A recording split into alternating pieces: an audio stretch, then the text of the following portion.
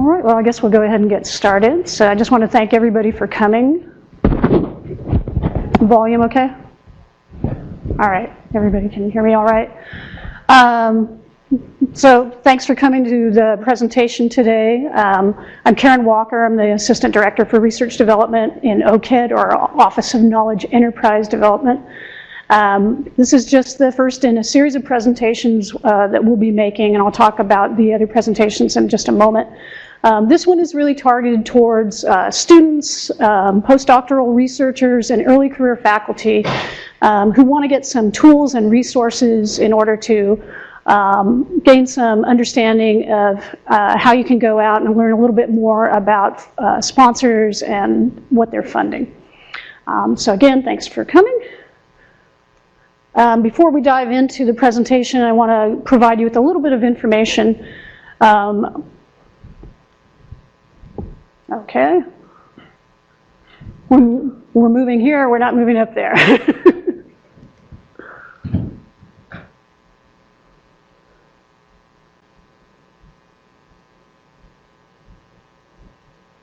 Let's try this.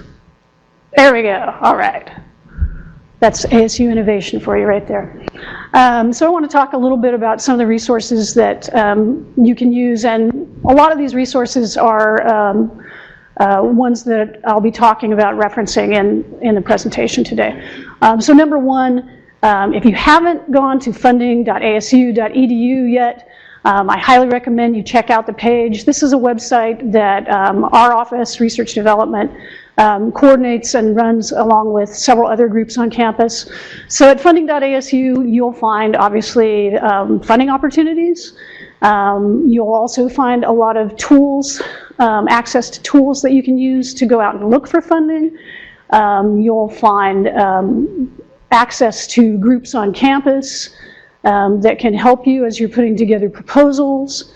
You may find news about events such as this one that will help you as you're working towards developing your research or your proposals.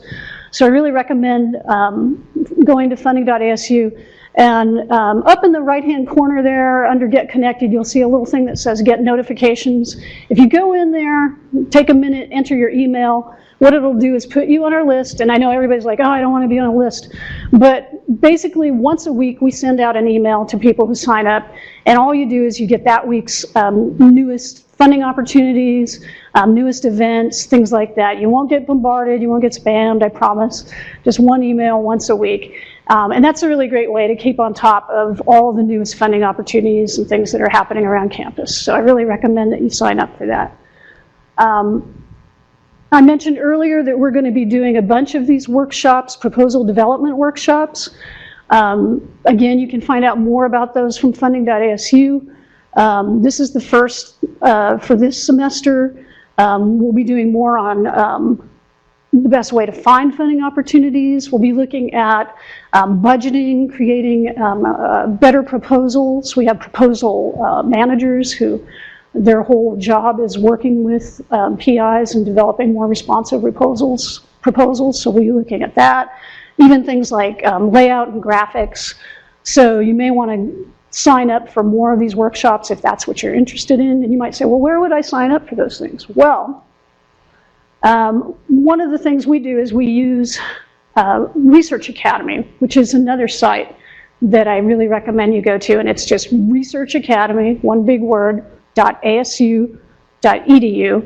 Research Academy is the main tool on campus for promoting workshops, trainings, all sorts of things to help you improve like your skill sets and find out about different things going on around campus, different trainings and stuff. And so we promote all of our workshops there, but there are just tons of other things going on that you may want to learn about. So I really recommend you go over to Research Academy and check that out. And then another great resource for you may be research admin. So the research administration people have their own site, and they focus a lot on much more of the sort of process of getting your proposal in. But this is a great resource if you want to know, like, I don't even know who my research admin person is. You can find out there. Or if you want to learn more about budgeting or just sort of the nuts and bolts of putting your proposal together. Research admin, and that's researchadmin, one word, .asu.edu. That's the site you want to go to. So these are all really good resources for you as you start looking at putting proposals together, building your research, and so forth. So keep these in mind as we move forward and start talking today about preparing to submit to a sponsor. So for today's presentation, talking about this funding landscape, there's just one thing I would really like you to keep in mind, and that's that understanding what the sponsor wants and what they've awarded in the past specifically can really be the key to putting together a winning proposal. And so you may have heard like the term due diligence used by people, especially in like maybe legal circles or other circles, finance and things. You might not have heard it applied though in a research arena. But due diligence is something that we take very seriously, especially in our research development office. It's sort of the cornerstone off of which we build proposal development. Because if you understand what the sponsor is interested in, if you understand what they funded in the past, it can really help you develop an understanding of that sponsor, what they want, and then what you can put forward to them and build a really successful proposal. So finding out what the sponsor wants, one of the things you have to do, let's say you've got a funding announcement from a sponsor. First off, you need to know, is it a brand new program or is it a recurring program? A lot of times, sponsors will have programs that recur year after year. Now, it may be that the opportunity comes up just once a year, maybe it comes up twice, maybe it comes up every 2 or 3 years, as in the case a lot of times with centers, large programs. We'll talk first about those recurring opportunities, because those are the ones that we tend to see most often. So for a recurring opportunity, and this is assuming, and keep this in mind, this is assuming that they haven't changed the program. If they've decided to go off in a dramatically different direction with the program, if say for years the program has been focused on robotics and then all of a sudden they decide to focus on nanotechnology, then you may have to start rethinking. But let's assume that they're continuing to follow the same pattern of interest for the program. Then there's basically 3 resources that you can look at to get a good sense of what the sponsor is interested in funding. One is program pages, another is award databases, and another thing is press releases. And I'm going to talk about all 3 of these in detail. So the first thing is program pages. Program pages are pretty much what they sound like. They're just pages for the programs that have a lot of information about the particular program. You can go out and kind of do a Google search usually and find them. NSF is really strong on program pages. Almost all of their funding opportunities, their recurring funding opportunities, will have a program page. With NIH, it's a little bit mixed, because it depends on the different institutes and centers.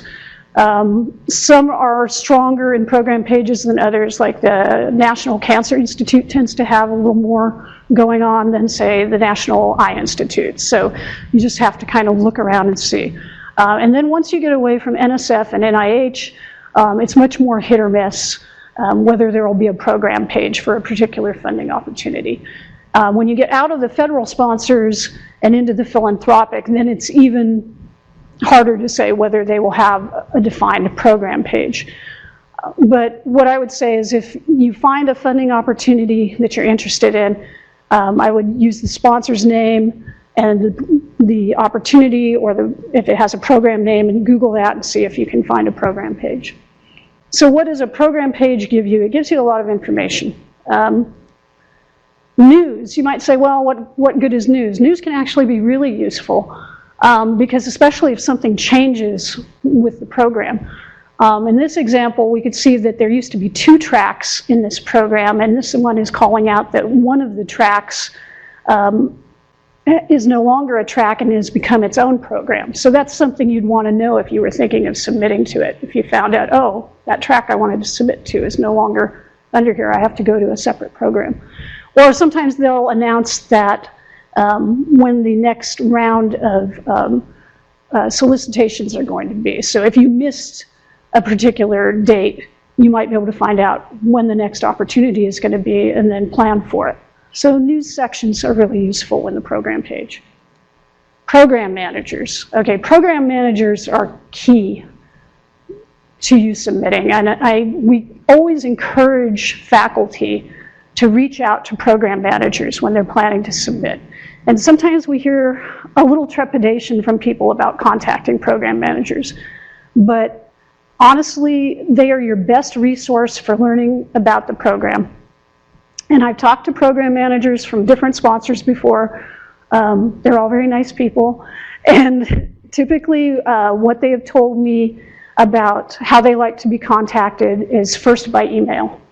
So if you have an interest, if you think maybe my research would work for this program, my suggestion would be email them. Just email them and say, hey, here is my research. I'm interested in the program. Could we please talk? Something along those lines, simple email. And this could pay you, huge dividends just to reach out and develop a relationship with this program manager. So most of these program pages will have a program manager somewhere. Really, really emphasize contacting that program manager and getting in touch with them. And, if it turns out that maybe it's not the right program for you, a lot of times they will suggest other programs. So, it's not necessarily, if that's not the one for you, that's not necessarily dead end because they can move you in the right direction. So definitely take advantage of program managers. Other things, the synopsis, it sounds silly, but a lot of times people don't really read things all the way through, or they read a little too quickly, so you want to make sure you read it and understand what they're looking for again. Webinars are a great resource for you because a lot of times the webinars are held, again, by the program managers. So sometimes they'll drop information in a webinar that you won't find anywhere else. And if it's a live webinar, then you have an opportunity, again, to talk to the program manager, ask a question during the webinar. So if you see a webinar listed, I definitely jump on that, sign up for it. And even if it's already happened and you see, oh, I missed it, a lot of times they have slides or they'll have a recording of it. I'd definitely check it out because, again, they're sometimes saying things in there about what they're really interested in that you don't get just from the written page, or they have an emphasis on something that's not called out like in a program page. So it's a great resource. And then finally, awards. So awards are kind of the meat of doing this due diligence because awards let you look at what the sponsor has funded in the past. So that's really key to figuring out what they're probably going to fund in the future. And program pages are nice, especially like NSF. They usually have a list or a link out to past awards, so you can just click on that and get those awards. In other cases, you're going to have to go and find an awards database. That's what we'll talk about next here. So some of the sponsors have award databases that you can go to. NSF has an awards database. NIH, which is what we're looking at here, has an awards database. And then after that, it gets kind of slim. DOE has an awards database for the Office of Science, which is probably where most people would be getting funded from, but it's pretty minimal. It's not easily searchable. DOD has an awards database, but the way it's set up, it's not really searchable by program. It's more searchable by either institution or PI, or if you know the actual project name you're looking for. And then past that, it gets very difficult within the federal area to search. There's a few kind of smaller databases, but they're not especially useful. But if you're interested in NSF or NIH, they both have pretty robust databases that you can look at. And those are extremely helpful if you're thinking of submitting to a program for either of those sponsors. So the kind of things you'd want to look at if you pull up a database for, and can pull up the past awards for a program that you're focused on. There's basically 4 types of things you want to know. I'm double clicking here. The first thing is like who, meaning not just like the PI, but also the institutions that have been awarded. So like one of the things that we've done in our group, sometimes we put together program analyses on particular programs, and one of the things we'll look at is the types of institutions that have been funded. A while back, I forget exactly what program we were looking at, but we saw that all of the institutions that had been funded had medical schools. So that tells you something right away, and for us, being ASU, not having a medical school, seemed kind of unlikely that we would get awarded in that program. So it's things like that that you can find out when you're looking at who's been awarded. The what being looking at the award title, and then typically those award titles, especially from something like NSF or NIH, will link you out to an abstract. And the abstract is like gold. When you get the abstract, obviously you can find out a lot about the research. You can find out, you know, what they're doing, the science. Sometimes you can find out if it's also an educational award. You may find out about the type of, if there's interventions or the number of students or other things that they're doing. So the abstract is, you know, incredibly useful to you. So I would say, you know, make sure that when you look at the abstract, one of the things you want to think about is, would my research fit in with what I'm seeing in all of these abstracts, you know, or, you know, is it too different? Maybe this isn't the program for me.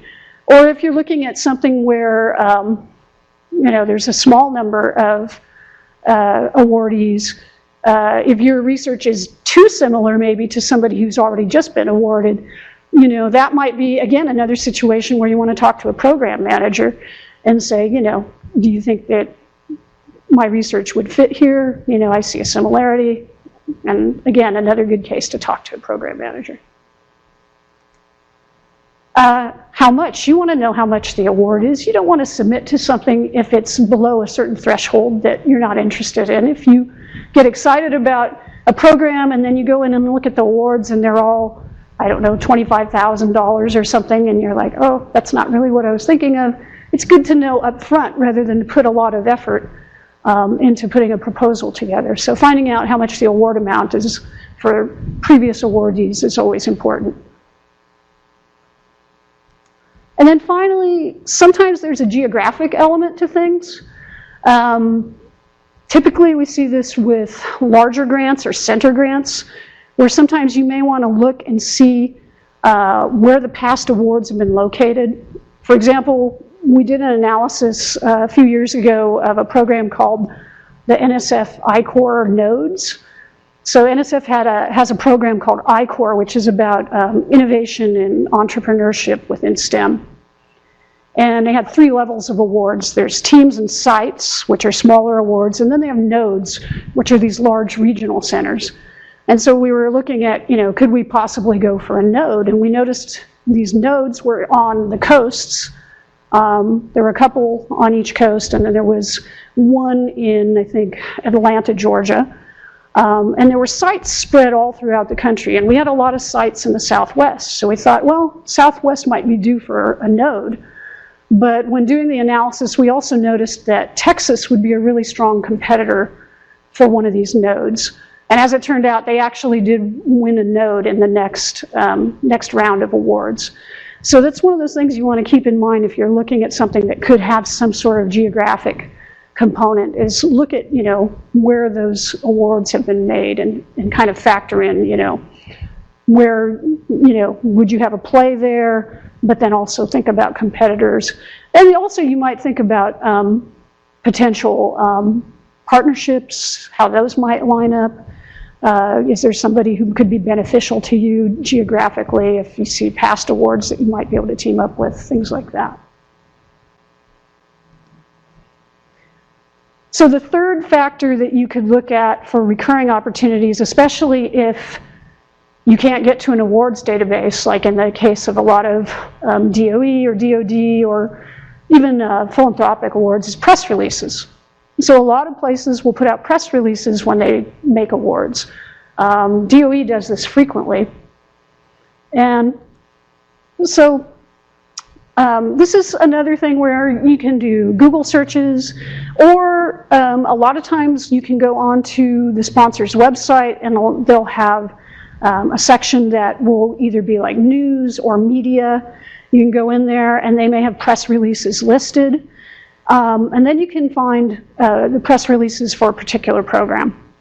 DOE is especially good. DOD, it depends sort of on the sub-agencies. If you're interested in things like Office of Naval Research or DARPA, those guys are pretty good about posting press releases. So again, a lot of times it's sponsor by sponsor, whether they post things like that. But as you can see, when they post them, they have a lot of great information. So they'll have project names, they'll have who won it, the amount, a project summary that's essentially an abstract. So you can cull a lot of good information from it. And again, if you were thinking of submitting to the program, it would probably give you the information you needed to know if you were in the ballpark with your research, whether it would fit or not. And another interesting way to look at this is you could also kind of go backwards from the other end, and you could look at what the awardees post. So a lot of times after those press releases come out, the people who were awarded will put out their own press releases, and they're even more forthcoming with information. So for this example, that previous press release from DOE had ASU in it, and then we put out our press release about the awards. We got 6 awards from that program. And then some of the things you might learn from press releases from like an institution, a school, they may talk more about, in more detail about things like the partners, like who did they team with? What did all the partners do on the project, especially if it's a larger project? They may go into more detail about the leadership of the project, who's managing the project, what are their roles. And this is kind of important if you're doing like a center or a larger project, but it could be any project, They may talk about the goals of the project. So there's things that you might learn from looking at a press release from an awardee, especially if it's something that's similar to what you want to do. It might give you some ideas about how you want to design your proposal. Or maybe you want to contact them, I don't know. But there's just a ton of information in there that you could access by going and looking at those other press releases. So that's all for recurring programs. If it's happening year after year, there's a lot of resources there. Then you might say, well, okay, what if it's brand new? What if it's the first year that they've put this opportunity out? How do I do any kind of due diligence on that? Well, it's a little harder, but there's still stuff you can do. So you can learn about the sponsor via their strategic research priorities. So especially with the federal sponsors, about every 4 years, they will issue what they call their either strategic plans or their research priorities, but it will be essentially a big guide to what they're interested in funding. One example, I don't know if most of you have heard of it, but like NSF has their 10 big ideas. So those are these big overarching areas that they're interested in, that they want to fund, and they have projects kind of coming out of these 10 ideas. So going in and understanding sort of the overarching funding priorities of the sponsor will help you understand if you're in tune kind of with their overall goals. And then when you're looking at that funding opportunity, it should kind of help you like, oh, I can kind of see where this goes, where this is coming from. Or like NIH has a lot of different opportunities that are dropping out of things like the BRAIN Initiative and things like that. So having a sense of sort of their overarching goals, you can kind of see where these new programs are coming from. You can also check out the research landscape via publications. So I'm sure most of you are keeping up on the research in your area, but you can also use, we have different tools available here at ASU that we subscribe to, like SciVal, which is really great for publications. You can go in and use something like SciVal to find out who are the leaders in different research areas, what they're doing, And another tool called Dimensions, which also helps look at awards in different areas. So that may help you to kind of get a sense even more of the landscape and figure out where you might fit, sort of. And again, as you're preparing your proposal, just being able to understand all of that should help strengthen your proposal. Again, reach out to the program manager. I can't say this often enough. There will be a program manager listed on that new funding opportunity. And the same thing I said about recurring opportunities applies to new. Send them an email. Say, hey, here's what I'm thinking about. I'm sure they'll get back to you. And think about this as getting in on the ground floor. It's a brand new program. So they have not necessarily figured out exactly what they want to do with the program. You know, if they've got a program that's 10 years old and they've kind of been chugging away with it and they, you know, oh yeah, this is what we do with this program. You got a brand new program here. They haven't necessarily decided exactly how they're shaping it. So a new program is an opportunity for you to be one of the first people to go in and kind of design or create that program and have influence on the program. So it's a positive thing. So you might say, well, how do you actually use this in reality? You talked about all these tools, you talked about methods. How does it actually work? So I'll talk through a scenario that my team, the competitive intelligence team, used to put together a program analysis for some faculty. We were working on the NSF Research Traineeship Program.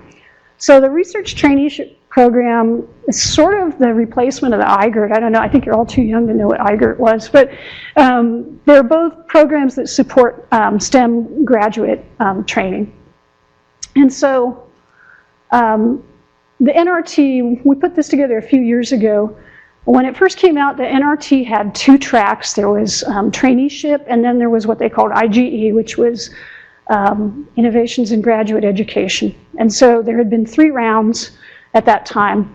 And so what we did was we did all these methods. We examined, you know, the program, we examined the awards from the program, and then we put together a report that had our findings on it. And so what we basically found, so NSF for the traineeship track basically was telling people, well, we have these high priority areas, but you can submit for anything. It's okay, we'll accept anything under traineeship. But what we actually found was that 73% of the awards in the traineeship area were for those high priority tracks that they were interested in. So our recommendation was basically, yeah, you could submit for anything, but you're probably more likely to get awarded if you submit under one of the high priority areas. We also found that although you could run programs for either master's or doctoral students or both, the vast majority of awards had programs for both. So NSF seemed to favor that. And we were also able to go through all of the abstracts for those 3 years and pull out the numbers of trainees for every single award. And then that way we were able to provide the faculty with like minimum, maximum, and an average number of trainees. And the feedback we got from the faculty was that that was really helpful to them because they had no idea when they were putting the proposals together, based off of the funding announcement they got, like how many students should they be designing for? They didn't know. But by going through the abstracts and pulling all those numbers out, we were able to get that information to them. So that seemed to be really helpful. And then the final thing that we were able to put across to faculty was this importance of the non-academic partners. So it was stated in the funding opportunity that sort of this soft recommendation for non-academic partners, but we found that every single one of the awardees had these non-academic, like industry partners, but they had really strong input on the programs. They weren't just in name only partners. They were really involved, whether it was in like internship programs or some other, you know, element of the program. And so that was obviously really important to NSF. And so we stressed that also in the report. So these were just things that we were able to figure out just by employing these methods, going in, looking at who was awarded what, and culling information from abstracts. And so, again, it's pretty simple methodology, but I think you can gain a lot of really powerful information from it. And then resources, just to go back over that again, funding.asu.edu. A lot of the tools that I've mentioned, things like Dimensions or SciVal, we have some links on our site there, but I'm more than happy if you're interested in some of the tools, you can email me. NIH, the report site has their search engine, but it also has a lot of great tools if you're interested in finding out things about specific diseases. So they have a lot of statistics on diseases. They also have search tools for finding out information about awards by state or by institution, so that's really useful. NSF's search engine, I would always recommend using the advanced version of that. The basic is not real informative if you're looking by program. DOE has this long URL there, but I think basically if you go into, I think, PAM's public science, you'll wind up finding it. And again, the DOE search engine is kind of iffy. Now the federal reporter site is kind of useful because they include some information from NIH, they include information from NSF, and then they have other smaller agencies, like they have, I think they have National Endowment for the Humanities, National Endowment for the Arts, and then a bunch of DHHS agencies, like I think they have the CDC and HRSA and some other places as well. So it's almost like a catch-all search engine for federal agencies. So Federal Reporter, the only thing is the user interface is kind of wonky. It's not the most, it looks like it was built like 15 years ago, but they have some good information. And then, as I mentioned a few minutes ago, Dimensions is a tool ASU subscribes to. Primarily, you can search awards. So you could search for people, you can search for institutions, you can search by research. So it might be useful, especially for benchmarking, that kind of thing. And then SciVal is just terrific if you want to do literature searches, either for specific authors or for research areas. That's a tremendous tool. They have a lot of functionality that I haven't even explored yet, and so I highly recommend it. And just to slam home the take-home points, developing this best practice of sort of due diligence of checking out the sponsor and what they're interested in before you submit will really help you improve your proposals. It'll put you ahead of your competitors, because I can tell you probably most people are not going to do that. I think that the thing is everybody has good research, but the problem is you're not always connecting with the people who are interested in your research, right? You could have something really great and you're trying to sell it to this, and I use the term sell in a positive way, not in a negative way. You're trying to sell it to this sponsor over here that they're not necessarily interested, but there may be somebody over here who's very interested. So it's a matter of figuring out who's interested in your research, getting it to that person, and making that connection, and just making sure that you understand who is really the person you need to be dealing with. And that's what this due diligence is all about. And you have a lot of resources available to you, and I really encourage you to make the most of them. You have resources in people here at ASU. So you have our group, like research development. You have people within ORSPA who can help you out. You have the program managers at the sponsors, so take advantage of that. And you have a lot of tools online that can help you. So I just encourage you to make the most of it. That's what we're here for. So don't hesitate to contact any of us if you need some help. And with that, I'll throw it open to some questions.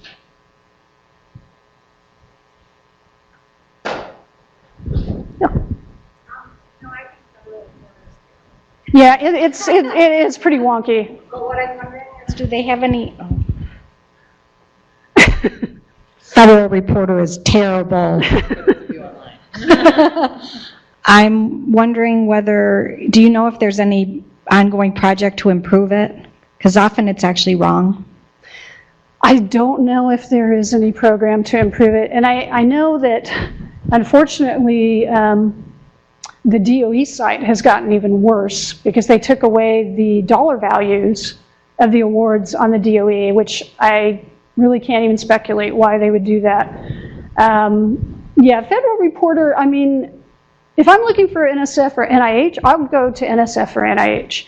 If it's something really obscure, I may go to Federal Reporter and look there. But it is more of a last resort. If there is a primary source like NSF, NIH, or if the agency has their own search engine, I'll go there. I put Federal Reporter just because there are a lot of these really tiny agencies that don't seem to support their own site.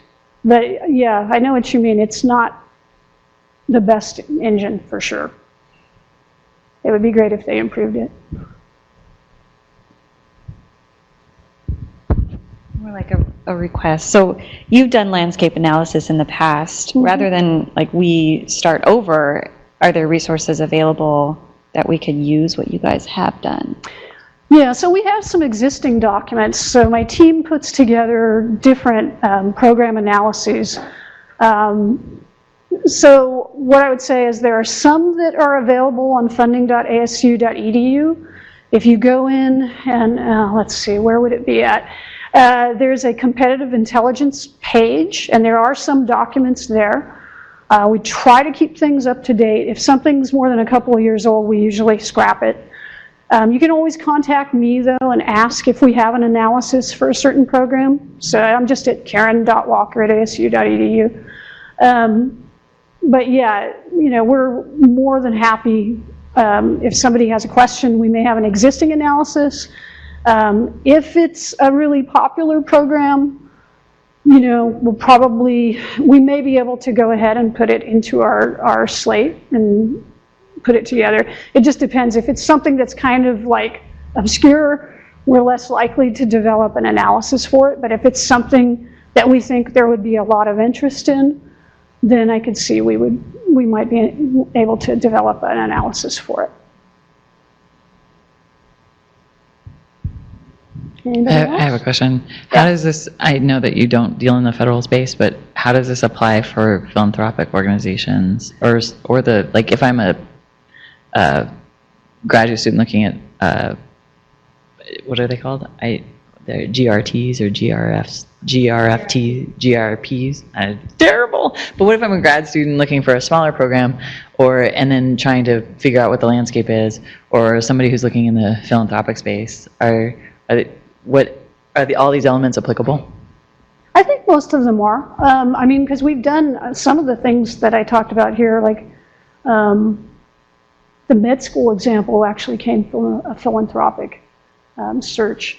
I mean, the thing is, it just depends on how much information the sponsor has out there.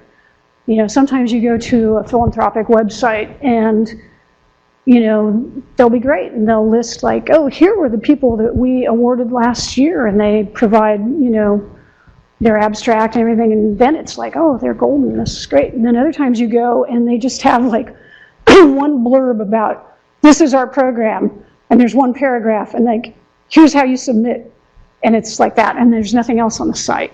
And so then you're trying to figure out, how do I find out about this program? Sometimes you can find a press release that's buried somewhere.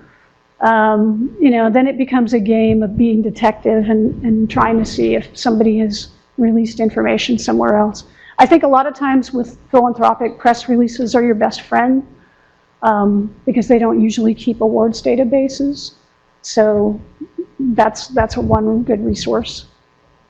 Actually, I was thinking about that when you put up your list, because when I was working with grad students on GRFPs, I did not find that University of Arizona had received any awards looking in the NSF database. And when the press release came out, I realized that they're not actually in the master NSF database. So there's a separate link, and all the research I did never turned up that link until the press release came out, and it turns out that they're in a different database, and UA did have many awards. in That's in interesting. current past. So it would be really hard for somebody to discover that. Yeah, So there's unique resources that are important for graduate yeah. student opportunities. Unfortunately, I don't do a lot of work with the grad students, but it would be nice if, we could make that connection and kind of find out more about that, and then we could maybe put that somewhere on our site. Are there things that you shouldn't say or mention to program managers when you're dealing with them as far as getting funding? That's a good question. I don't know. I think, I probably err on the side of just providing kind of minimal information and being just super polite and probably just saying, I saw the program. I'm interested, giving like a very short description of your research and asking, do you think this would be a good fit for the program, and kind of letting it go from there. And then hopefully you can develop that into a phone call. Most of them, when I've spoken with them, what they've said is they prefer to have the email first and then go to a phone call. They don't like getting like a cold call, because then they can kind of prepare. And I think just keeping it kind of brief and letting them decide if that's something that they can talk to you about or not. But as far as, I don't know, are there any things you think, you don't want to, there's no reason to like drag extra things in besides just those elements, right? That's kind of... I completely agree. The only thing that I would recommend is that you attend one of the proposal development writing workshop number 1. Will teach you how to make like a win theme, so it can, if you make the really strong first sentence of your research, that might actually open the door faster, quicker, and more likely to intrigue the program manager. Thank you. I have a question. So you mentioned government initiated fundings. Would you please suggest any kind of non-government initiated funding resource, such as private foundations, some portal site that or tools we can use to find out the fundings other than the government initiated? So non-government funding Yeah. sites. We do have a couple of things on funding.asu.edu. We work with the foundation, the ASU Foundation, and they post philanthropic opportunities on a page there. So all new philanthropic opportunities that ASU is eligible for will be posted once a week. So that's a really good resource. And then there's also the foundation directory online, which we have a link to on funding.asu, which it's a subscription service that we have. And you can go out and you can find different foundations. It's a way to search for foundations that you can match up, based on whatever your research interests are, and search for those that might be a good funder for you. So I think between those two, that might be a good way to look for non-government funders. And then I will also say that next session, the next proposal, I'm all about plugging the next one, the opportunity identification workshop, which is next workshop for this series, Yeah. we'll go through Because creating a search. Yeah, there's also another tool that we have called Pivot, which is on the funding website. And Pivot is everything. They do government and non-government. So if you go in and start using Pivot, and that's another tool that ASU subscribes to. So anybody who's has an ASU Write, you can sign up for Pivot and just put in your keywords, and it'll pull up opportunities regardless. It's totally agnostic of whether they're federal or philanthropic, industry, whatever. So that's a really good tool to go in and build a search for yourself, and then you can set it up so if you want to get like weekly alerts or whatever, it'll just pull up opportunities for you.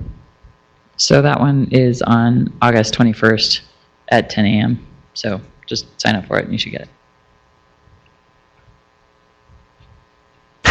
Going once, going twice. Okay. If you go to funding.asu.edu, there's a section that says funding tools, And you can go in there and it'll have instructions for how to sign up for Pivot. All right, if there are no more questions, then thanks for coming. And again, if you think of something later on, you can just email me. All right.